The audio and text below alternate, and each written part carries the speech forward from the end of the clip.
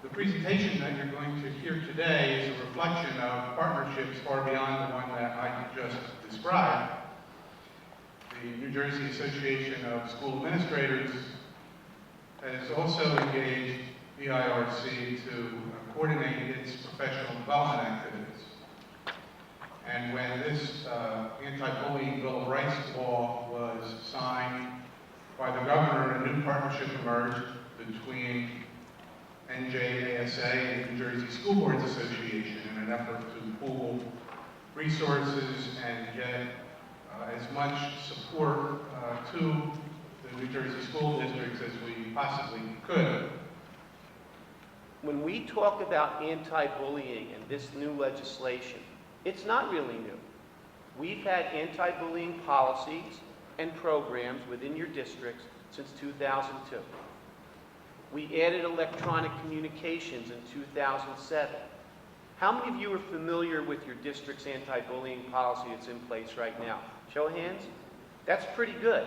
That's very good. In fact, it's better than what we've seen in some of our previous programming. How many of you are really familiar with your district's student discipline policies and code of student conduct? So you're doing things now. How about school climate teams? How many of you have school climate teams in your building? A little less, a little less. You're doing stuff now. You're doing a lot now that this law talks about and simply asks you to do a little bit more, a lot more record keeping, a lot more paperwork, a lot more training, and a lot more expansion of curriculum. But the base aspects of it, you've been doing since 2002. So it's not new in that regard. You're just going to build upon those particular aspects of it. So that's important. It's something old. Something new. A lot of new stuff. More reporting requirements, more paperwork requirements, more training requirements. You're going to beef up your curriculum.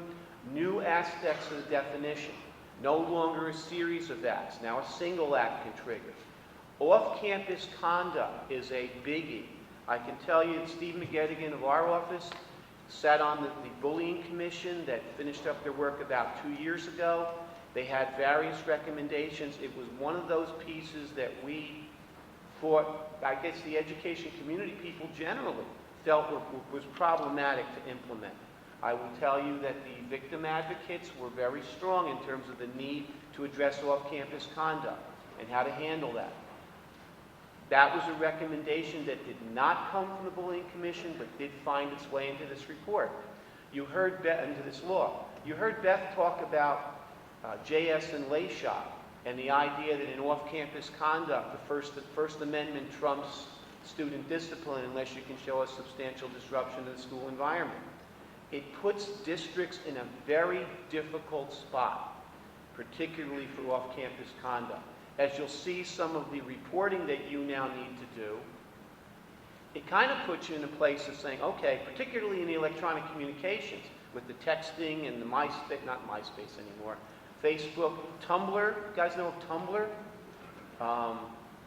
There's another one I can't, FormSpring.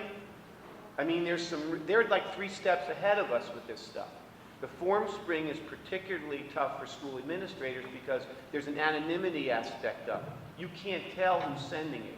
So when the student comes in and says, Janie's sending me these text messages, and well, you can't track that down. And that makes it increasingly difficult to investigate. So now you're put in a position of looking at, okay, if I don't address this off-campus conduct as bullying, I may run afoul of the bullying law. If I do address it, I may run afoul of that student's First Amendment rights pursuant to JS and lay shop, and the Third Circuit is our circuit. So I think that school attorneys are wrestling with this issue and will be advising their boards accordingly in terms of which way to go. I'm not somebody who's advising your board, but I know in conversations with other school attorneys, my personal sense, Mike Kaelber's personal sense, is that if I have to choose one of those 2 cases to litigate, I'll take my chances on the First Amendment claim.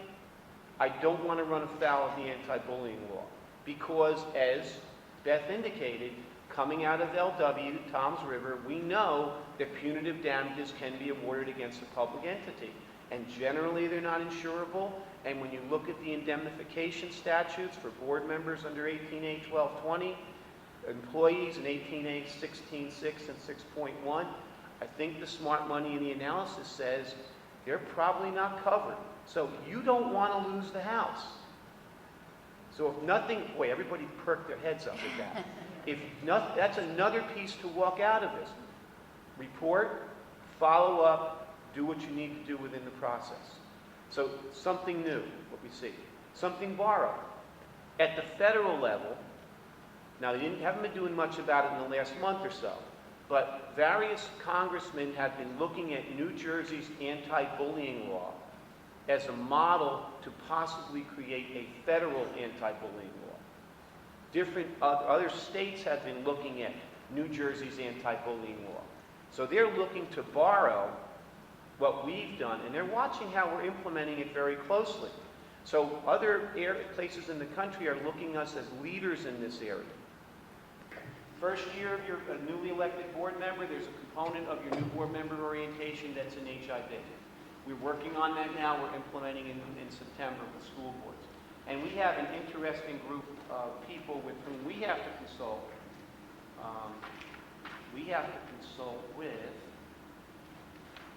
Bear with me just a second. Kind of an interesting phraseology here. A cross-section of academia, child advocacy organizations, nonprofit organizations, professional associations, and government agencies. We're doing that right now. We're developing our program to roll it out in September. If you are a re-elected board member, you will go to have a component in your training of HIV, first year re-elected. So there's training for board members, training for teachers, training for administrators, training for board members, training for everybody. Board members must complete only one. Personnel issues. Some of the new games in town, and we're going to talk a little bit more about this after the break. District Anti-Bullying Coordinator, appointed by the superintendent. People ask, what about the board? Well, I'm sure that'll be communicated to you, but the superintendent appoints the coordinator. Doesn't really give a lot of structure in terms of who that might be. I've heard of districts that have appointed their SAC as a anti-bullying coordinator.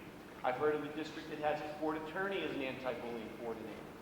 I heard of a district that has a guidance counselor or an assistant superintendent. Really comes down to who's the best person to handle the job and handle the coordination of that. They have to meet at least twice a year with the anti-bullying specialist. I would suggest to you that that's going to happen a lot more in the first year of implementation than just twice a year.